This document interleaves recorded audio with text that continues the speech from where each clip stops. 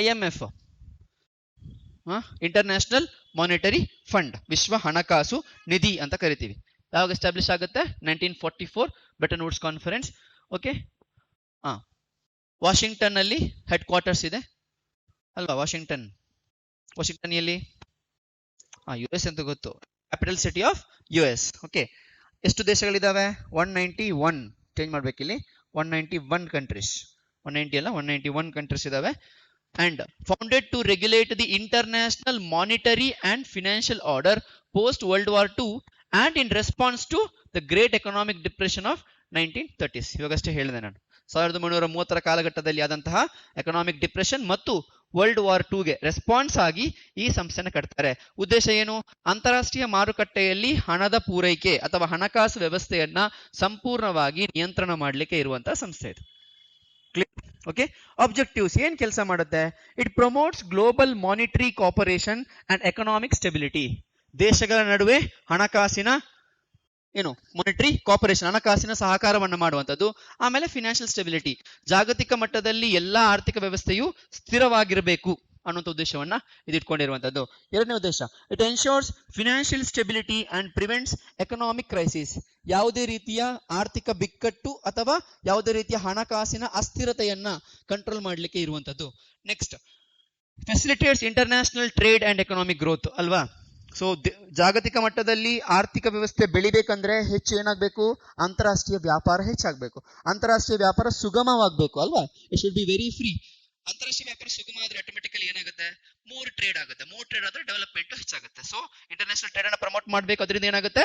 Growth ಹೆಚ್ಚಾಗುತ್ತೆ. Okay, aims for high employment and sustainable development, ಸುಸ್ಥಿರ ಅಭಿವೃದ್ಧಿ ಮತ್ತು ಹೆಚ್ಚಿನ ಉದ್ಯೋಗ ಅವಕಾಶಗಳನ್ನು ಕೊಡಬೇಕು ಅಂತ. ಆಮೇಲೆ ರೆಡ್ಯೂಸಸ್ ಪವರ್ಟಿ ಗ್ಲೋಬಲಿ, ಅಂತಾರಾಷ್ಟ್ರೀಯ ಮಾರುಕಟ್ಟೆಯಲ್ಲಿ ಏನು ಮಾಡಬೇಕು? ಪವರ್ಟಿಯನ್ನ ಅಂತಾರಾಷ್ಟ್ರೀಯ ಮಟ್ಟದಲ್ಲಿ ಪವರ್ಟಿನ ಕಡಿಮೆ ಮಾಡಬೇಕು. And monitors economic health of member countries and provides policy advice. Very important. ಎಲ್ಲಾ ಮೆಂಬರ್ ಕಂಟ್ರಿ, ಸದಸ್ಯ ರಾಷ್ಟ್ರಗಳು ಏನಿರ್ತಾವಲ್ಲ, ಈ ಸದಸ್ಯ ರಾಷ್ಟ್ರಗಳಿಗೆ ಆರ್ಥಿಕ ವ್ಯವಸ್ಥೆಯನ್ನ ಹೇಗೆ ನಿರ್ವಹಣೆ ಮಾಡಬೇಕು ಅಂತ ಹೇಳ್ಬಿಟ್ಟು ಸಲಹೆಯನ್ನ ಕೊಡುತ್ತೆ, ಸಪೋರ್ಟ್ ಅನ್ನ ಕೊಡುತ್ತೆ ಅಲ್ವಾ? ಯಾವುದೆಲ್ಲ ದೇಶಗಳು ಆರ್ಥಿಕ ಬಿಕ್ಕಟ್ಟಿಗೆ ಒಳಗಾಗಿದೆ ಅಂತಹ ದೇಶಗಳಿಗೆ ಸಪೋರ್ಟ್ ಅನ್ನು ಕೊಡುವಂತಹ ಕೆಲಸ ಯಾರು ಮಾಡುತ್ತೆ? IMF ಮಾಡುತ್ತೆ. ಆಮೇಲೆ lends to countries facing balance of payment crisis. ಏನಿದು ಬ್ಯಾಲೆನ್ಸ್ ಆಫ್ ಪೇಮೆಂಟ್ ಅಂದ್ರೆ? ಪಾವತಿ ಶಿಲ್ಕು ಅಂತ ಕರಿತೀವಿ. What is balance of payment? ಪಾವತಿ ಶಿಲ್ಕು ಅಂದ್ರೆ ಏನು? ರಿಸರ್ವಾ? ಇವಾಗ ಟೆಸ್ಟ್ ಆಗುತ್ತೆ ನಿಮ್ಮ ನಾಲೆಜ್. ಎಕ್ಸ್ಪೋರ್ಟ್ ಮತ್ತು ಓಕೆ, ದೇಶಗಳ ನಡುವೆ ಎಕ್ಸ್ಪೋರ್ಟ್ ಇಂಪೋರ್ಟ್ ಆಗುತ್ತಲ್ಲ, ಎಕ್ಸ್ಪೋರ್ಟ್ ಇಂಪೋರ್ಟ್ ಆಗುತ್ತೆ. ಎಕ್ಸ್ಪೋರ್ಟ್ ಗಿಂತಲೂ ಹೆಚ್ಚು ಇಂಪೋರ್ಟ್ ಆದ್ರೆ ನೀವು ಹೆಚ್ಚು ಫಾರಿನ್ ಕರೆನ್ಸಿಯನ್ನು ಕೊಡಬೇಕು. ಇದನ್ನ ಏನಂತ ಕರಿತೀವಿ? Balance of payment crisis. ನಮಗೆ ಬ್ಯಾಲೆನ್ಸ್ ಅನ್ನ ಕೊಡ್ಲಿಕ್ಕೆ ಅಂದ್ರೆ ಇಂಪೋರ್ಟ್ ಮಾಡಿದಂತಹ ವಸ್ತುಗಳಿಗೆ ಫಾರಿನ್ ಕರೆನ್ಸಿಯಲ್ಲಿ ಪೇ ಮಾಡಲಿಕ್ಕೆ ಹಣದ ಕೊರತೆ ಇರುವಂತದ್ದನ್ನ ಏನಂತ ಕರಿತೀವಿ? ಬ್ಯಾಲೆನ್ಸ್ ಆಫ್ ಪೇಮೆಂಟ್ ಕ್ರೈಸಿಸ್ ಅಂತ ಕರಿತೀವಿ. ಅರ್ಥ ಆಗ್ತಿದೆ? ಕ್ಯಾಪಿಟಲ್ ಅಕೌಂಟ್ ಬರುವುದಿಲ್ಲ, ಓನ್ಲಿ ಕರೆಂಟ್ ಅಕೌಂಟ್ ಬರುತ್ತೆ. ಅಂತಾರಾಷ್ಟ್ರೀಯ ಅಕೌಂಟ್ಸ್ ಅಲ್ಲಿ ಎರಡು ತರ ಬರುತ್ತೆ, ಕ್ಯಾಪಿಟಲ್ ಅಕೌಂಟ್ ಮತ್ತು ಕರೆಂಟ್ ಅಕೌಂಟ್. ಇಲ್ಲಿ ಕರೆಂಟ್ ಅಕೌಂಟ್ ವಿಚಾರದಲ್ಲಿ ಮಾತಾಡ್ತಿದ್ದೀವಿ. ಬ್ಯಾಲೆನ್ಸ್ ಆಫ್ ಪೇಮೆಂಟ್ ಅಂದ್ರೆ ಏನ್ ಇಂಪೋರ್ಟ್ ಎಕ್ಸ್ಪೋರ್ಟ್ ಮಾಡ್ತೀವಿ. ಸಾಮಾನ್ಯವಾಗಿ ಇಂಪೋರ್ಟ್ ಎಕ್ಸ್ಪೋರ್ಟ್ ಮಾಡುವಾಗ ನೀವು ಇಂಪೋರ್ಟ್ ಮಾಡ್ತಿರಲ್ಲ, ಇಂಪೋರ್ಟ್ ಮಾಡಿದಾಗ ನೀವು ಇಂಡಿಯನ್ ರುಪೀಸ್ ಅಲ್ಲಿ ಪೇಮೆಂಟ್ ಎಲ್ಲಾ ದೇಶಗಳು ಒಪ್ಕೊಳ್ಳೋದಿಲ್ಲ. ಪೇ ಇನ್ ಫಾರಿನ್ ಆ ದೇಶದ ಕರೆನ್ಸಿ ಅಥವಾ ಯಾವ್ದಾದ್ರು ಫಾರಿನ್ ಅಲ್ಲಿ ಅಕ್ಸೆಪ್ಟ್ ಮಾಡುವ ಕರೆನ್ಸಿಗಳಿರುತ್ತೆ, ಡಾಲರ್, ಯೂರೋದಂತಹ ಕರೆನ್ಸಿಗಳು. ಈ ಕರೆನ್ಸಿಯಲ್ಲಿ ನೀವು ಪೇಮೆಂಟ್ ಮಾಡಬೇಕಾಗುತ್ತೆ. In case if you don't make payment in that currency, ನಿಮ್ಮ ಹತ್ರ ಆ ಕರೆನ್ಸಿಯಲ್ಲಿ ಪೇ ಮಾಡ್ಲಿಕ್ಕೆ ಹಣ ಇಲ್ಲ ಅಂತ ಆದಾಗ ಅದನ್ನ ಏನಂತ ಕರಿತೀವಿ? ಬ್ಯಾಲೆನ್ಸ್ ಆಫ್ ಪೇಮೆಂಟ್ ಕ್ರೈಸಿಸ್ ಅಂತ. ಈ ಟೈಮಲ್ಲಿ ಯಾವುದೆಲ್ಲ ದೇಶಗಳು ಬ್ಯಾಲೆನ್ಸ್ ಆಫ್ ಪೇಮೆಂಟ್ ಕ್ರೈಸಿಸ್ ನ ಫೇಸ್ ಮಾಡುತ್ತೆ, ಆ ದೇಶಗಳು ಎಲ್ಗೋಗುತ್ತೆ? IMF ಹೋಗುತ್ತೆ. IMF ಹೋಗಿ ಏನ್ ಕೇಳುತ್ತೆ? ಸಾಲವನ್ನ ಕೇಳುತ್ತೆ. IMF will give them loan. ಅರ್ಥ ಆಯ್ತು? ಇದನ್ನ ಬ್ಯಾಲೆನ್ಸ್ ಆಫ್ ಪೇಮೆಂಟ್ ಕ್ರೈಸಿಸ್ ಅಂತ ಕರಿತೀವಿ. ಎಕ್ಸಾಂಪಲ್ ಹೇಳ್ಬೇಕಾದ್ರೆ 1991ರಲ್ಲಿ ನಾವೇನ್ ಮಾಡ್ತೀವಿ? ನಮ್ಮ ದೇಶ ಬ್ಯಾಲೆನ್ಸ್ ಆಫ್ ಪೇಮೆಂಟ್ ಕ್ರೈಸಿಸ್ ಎದುರಾದಾಗ ನಾವು IMF ಬಾಗಿಲನ್ನ ತಟ್ಟಿ ಹಣವನ್ನ ಸಾಲದ ರೂಪದಲ್ಲಿ ಕೇಳ್ತೀವಿ. Okay, next, provides technical assistance and training in economic management. ಯಾವುದೆಲ್ಲ ದೇಶಗಳಿಗೆ ಆರ್ಥಿಕ ನಿರ್ವಹಣೆಗೆ ಏನೇನು ಟೆಕ್ನಿಕಲ್ ಸಪೋರ್ಟ್ ಬೇಕು ಆ ಸಪೋರ್ಟ್ ಅನ್ನು ಕೂಡ ಪ್ರೊವೈಡ್ ಮಾಡುವಂತ ಕೆಲಸ IMF ಮಾಡುತ್ತೆ. ಓಕೆ, ನೆಕ್ಸ್ಟ್, ಇದರ ಸ್ಟ್ರಕ್ಚರ್ ನೋಡೋಣ. ಬೋರ್ಡ್ ಆಫ್ ಗವರ್ನರ್ಸ್, ಇದರ ಆಡಳಿತ ಕ್ರಮ ಹೆಂಗಿದೆ ಅಂತ. Highest decision making body. ಈ ಬೋರ್ಡ್ ಆಫ್ ಗವರ್ನರ್ಸ್ ಅನ್ನೋದು ಹೈಯೆಸ್ಟ್ ಡಿಸಿಷನ್ ಮೇಕಿಂಗ್ ಬಾಡಿ. ಇದು IMF ಅಲ್ಲಿ ಯಾವುದೇ ರೀತಿ ಡಿಸಿಷನ್ಸ್ ತಗೋಬೇಕಾದ್ರೆ ಯಾರು ತಗೊಳ್ಳುವಂತದ್ದು? ಈ ಬೋರ್ಡ್ ಆಫ್ ಗವರ್ನರ್ಸ್. ಯಾರು ಇರ್ತಾರೆ ಇದರಲ್ಲಿ? Each member country is represented by A governor. ಪ್ರತಿ ಒಂದು ಸದಸ್ಯ ರಾಷ್ಟ್ರಗಳಿಂದ ಒಬ್ರು ಗವರ್ನರ್ ಇರ್ತಾರೆ. ಒಬ್ಬ ಗವರ್ನರ್ ಅನ್ನ ರೆಪ್ರೆಸೆಂಟ್ ಮಾಡ್ತಾರೆ. ಈ ಗವರ್ನರ್ ಅನ್ನೋದು ಯಾರು? either finance minister or central bank governor. ಅಂದ್ರೆ ನಮ್ಮ ದೇಶದಿಂದ ಅವ್ರು ಸಾಮಾನ್ಯವಾಗಿ ನೋಡೋದಾದ್ರೆ RBI ಗವರ್ನರ್ ಇರ್ಬೋದು ಅಥವಾ ನಮ್ಮ ದೇಶದ ವಿತ್ತ ಸಚಿವ ಇರ್ಬೋದು. Okay, and also N alternate governor. ಅಂದ್ರೆ ಇನ್ ಕೇಸ್ ಇವನೇನಾದ್ರೂ ಅವೈಲೇಬಲ್ ಇಲ್ಲ ಅಂತಂದ್ರೆ ರೆಪ್ರೆಸೆಂಟ್ ಮಾಡಕ್ಕೆ ಯಾರಾದ್ರೂ ಬೇಕಲ್ಲ, ಅದಕ್ಕೋಸ್ಕರ ಆಲ್ಟರ್ನೇಟ್ ಗವರ್ನರ್ ಇರ್ತಾರೆ.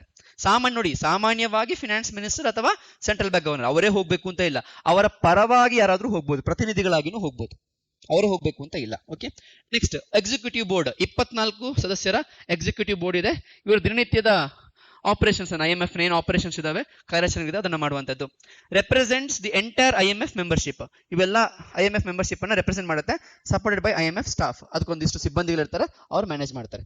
ಆಮೇಲೆ ಬರುವಂತದ್ದು ಮ್ಯಾನೇಜಿಂಗ್ ಡೈರೆಕ್ಟರ್, MD ಅಂತ ಇರ್ತಾರೆ. Okay, head of IMF staff and chair of executive board.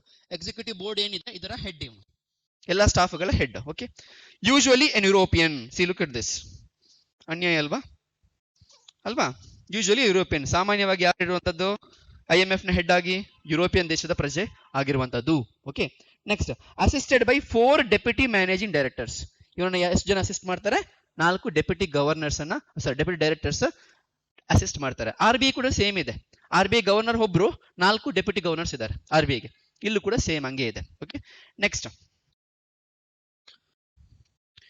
IMF ಗೆ ಫಂಡಿಂಗ್ ಮತ್ತು ಕೋಟಾಸ್. ಇದು ತುಂಬಾ important. Member contributions are based on quota subscriptions reviewed every 5 years. Okay, quota ಅಂದ್ರೇನು?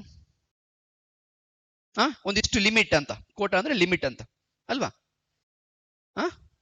ಇಷ್ಟಿಷ್ಟು ಪ್ರತಿ ದೇಶಕ್ಕೆ ಇಷ್ಟಿಷ್ಟು ಅಂತ ಡಿಸೈಡ್ ಮಾಡ್ತಾರೆ. Quotas depend on economic performance. Richer countries contribute more. ಅಂದ್ರೆ ಯಾವ ದೇಶಗಳು ತುಂಬಾ ಶ್ರೀಮಂತ ದೇಶಗಳಿದಾವೆ ಅವು ಹೆಚ್ಚು ಕೋಟಾನ ಕಾಂಟ್ರಿಬ್ಯೂಟ್ ಮಾಡುತ್ತೆ. ಕಡಿಮೆ ಶ್ರೀಮಂತಿಕೆ ಇರುವಂತಹ ದೇಶಗಳು ಕಡಿಮೆ ಕೋಟಾನ ಕಾಂಟ್ರಿಬ್ಯೂಟ್ ಮಾಡುತ್ತೆ. ಸೊ ನಿಮ್ಮ ಎಕನಾಮಿಕ್ ಪರ್ಫಾರ್ಮೆನ್ಸ್ ನ ಕಾರ್ಯಕ್ಷಮತೆ ಮೇಲೆ ಡಿಪೆಂಡ್ ಆಗುತ್ತೆ. ದೇಶಗಳ ಎಕನಾಮಿಕ್ ಪರ್ಫಾರ್ಮೆನ್ಸ್ ಹೆಂಗಿದೆ ಹಂಗೆ ಫಂಡಿಂಗ್ ಮಾಡುವಂತದ್ದು. ಓಕೆನಾ? Next US is the largest contributor to its economic size. Doddanna. So he actually becomes the highest contributor. So IMF ಗೆ ಅತಿ ಹೆಚ್ಚು ಕಾಂಟ್ರಿಬ್ಯೂಟ್ ಮಾಡೋದು ಯಾರು? US. ಆದ್ರೆ ಇಲ್ಲಿ ಕೇಳಿ, ಕ್ಯಾಚ್ ಇಲ್ಲಿದೆ. ಕೋಟಾಸ್ ಡಿಟರ್ಮೆಂಟ್. ಕೋಟಾ ಯಾಕೆ ಇಂಪಾರ್ಟೆಂಟ್? US ಅತಿ ಹೆಚ್ಚು ಕಾಂಟ್ರಿಬ್ಯೂಷನ್ ಮಾಡ್ತಾ ಇದೆ IMF ಗೆ. ಏನಾದ್ರೂ ಲಾಭ ಇದೆಯಾ US ಗೆ? ಇದೆ. ಯಾಕಂತಂದ್ರೆ ಕೋಟಾದ ಮೂಲಕ ನೀವು IMF ನ ವೋಟಿಂಗ್ ರೈಟ್ಸ್ ಅನ್ನ ಪಡ್ಕೋಬಹುದು. ನೀವೆಷ್ಟು ಕೋಟಾ ಪೇ ಮಾಡಿರ್ತೀರಿ ಅಷ್ಟು ವೋಟಿಂಗ್ ರೈಟ್ ಸಿಗುತ್ತೆ. ಅಂದ್ರೆ IMF ಅಲ್ಲಿ ಎಲ್ಲಾ ದೇಶಗಳಿಗೆ ಸಮಾನವಾದ ಮತ ಇಲ್ಲ. ಯಾವುದರ ಮೇಲೆ ಡಿಸೈಡ್ ಆಗುತ್ತೆ IMF ಅಲ್ಲಿ ಮತ? ಕೋಟಾದ ಮೇಲೆ ಡಿಪೆಂಡ್ ಆಗುತ್ತೆ. ಕೋಟಾ ಯಾವುದ್ರ ಮೇಲೆ ಡಿಪೆಂಡ್ ಆಗುತ್ತೆ? ಎಕನಾಮಿಕ್ ಪರ್ಫಾರ್ಮೆನ್ಸ್ ನ ಮೇಲೆ ಡಿಪೆಂಡ್ ಆಗುತ್ತೆ. ಅಂದ್ರೆ IMF ಅಲ್ಲಿ ಶ್ರೀಮಂತ ರಾಷ್ಟ್ರಗಳ ಪ್ರಾತಿನಿಧ್ಯ ಹೆಚ್ಚಿರುತ್ತೆ, ಬಡ ರಾಷ್ಟ್ರಗಳ ಪ್ರಾತಿನಿಧ್ಯ ಕಡಿಮೆ ಇರುತ್ತೆ. Okay, next quotas determine how much a country can borrow. ಒಂದು ದೇಶ ಎಷ್ಟು ಬಾರೋ ಮಾಡಬಹುದು. ಬಾರೋ ಅಂದ್ರೇನು? ಸಾಲವನ್ನ ಪಡ್ಕೋಬಹುದು ಅಂತ ಡಿಸೈಡ್ ಮಾಡುತ್ತೆ ಕೋಟಾ. ಎರಡನೇದು the countries voting power in IMF decisions. IMF ಅಲ್ಲಿ ತೆಗೆದುಕೊಳ್ಳುವಂತಹ ಎಲ್ಲಾ ನಿರ್ಣಯಗಳು ಆ ದೇಶಗಳಿಗೆ ಇರುವಂತಹ ವೋಟಿಂಗ್ ರೈಟ್ಸ್ ಯಾವುದು ಡಿಸೈಡ್ ಮಾಡುವಂಥದ್ದು? ಕೋಟಾ ಡಿಸೈಡ್ ಮಾಡುವಂಥದ್ದು. Okay, next voting power is based on. Voting power ಸಾಮಾನ್ಯವಾಗಿ ಕೊಡಬೇಕಾದಾಗ 2 ವಿಚಾರ ಬರುತ್ತೆ. First basic votes. Basic votes ಅಂದ್ರೇನು? Same for all members. ಇದು ಎಲ್ರಿಗೂ ಸಮಾನವಾಗಿರುತ್ತೆ. ಎರಡನೇ ವೋಟಿಂಗ್ ರೈಟ್ಸ್ ಚೇಂಜ್ ಆಗೋದು ಯಾವಾಗ? 1 vote per 1000 SDRs. ಈ ಕೋಟಾ ಅಂದಿವಲ್ಲ, ಈ ಕೋಟಾನ ಯಾವುದರ ಬೇಸಲ್ಲಿ ಪೇ ಮಾಡ್ತೀರಿ? SDR ನ ಬೇಸಲ್ಲಿ ಪೇ ಮಾಡ್ತೀರಿ. What is SDR?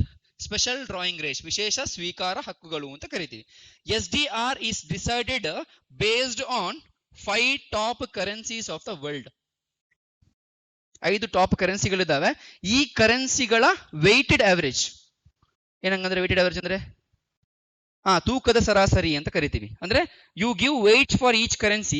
ಆ ಈಚ್ ಕರೆನ್ಸಿಗೆ ಒಂದಿಷ್ಟು ತೂಕ ಕೊಡ್ತೀರಿ, ಅದರ ಸರಾಸರಿ ಆಧಾರದಲ್ಲಿ SDR ನ ಮೌಲ್ಯವನ್ನು ಡಿಸೈಡ್ ಮಾಡಲಾಗುತ್ತೆ. ಯಾವ್ದಿದು 5 ಕರೆನ್ಸಿ? ಈ 5 ಕರೆನ್ಸಿಗಳು ನಮ್ಮ ಜಾಗತಿಕ ಮಟ್ಟದಲ್ಲಿ ಅತಿ ಹೆಚ್ಚು ಉಪಯೋಗಿಸುವಂತಹ ಕರೆನ್ಸಿಗಳು. ಎಲ್ಲಾ ರಾಷ್ಟ್ರಗಳು ಒಪ್ಕೊಳ್ಳಬಹುದಾದ, ಅತಿ ಹೆಚ್ಚು ಉಪಯೋಗಿಸಬಲ್ಲ, ಸ್ಟೇಬಲ್ ಆಗಿ ಎಕನಾಮಿಕ್ ಗ್ರೋತ್ ಇರುವಂತಹ ದೇಶಗಳ ಕರೆನ್ಸಿಗಳು ಯಾವುದೆಲ್ಲ ಬರುತ್ತೆ ಇಲ್ಲಿ? ಡಾಲರ್, ಯೂರೋ, ಎನ್, ರೆನ್ಮಿಂಬಿ, ಅದು ಯಾವುದು? ಚೈನಾದು. ಆಮೇಲೆ ಇನ್ನೊಂದು ಯಾವುದು? Pound sterling. ಅರ್ಥ ಆಯ್ತಾ? So dollar US currency, euro European Union currency, yen Japanese currency, renminbi Chinese currency, ಇದನ್ನ ಯುವಾನ್ ಅಂತಾನು ಕರೀತಾರೆ. ಓಕೆ, ಆಮೇಲೆ ಪೌಂಡ್ ಸ್ಟೆರ್ಲಿಂಗ್ ಯಾರ್ದು? ಯುಕೆದು ಕರೆನ್ಸಿ. ಕಾಣಿಸಾ? ಯುಕೆದು ಕರೆನ್ಸಿ. ಇವಿಷ್ಟು ಕರೆನ್ಸಿಗಳನ್ನ ಒಟ್ಟು ಸೇರಿಸಿ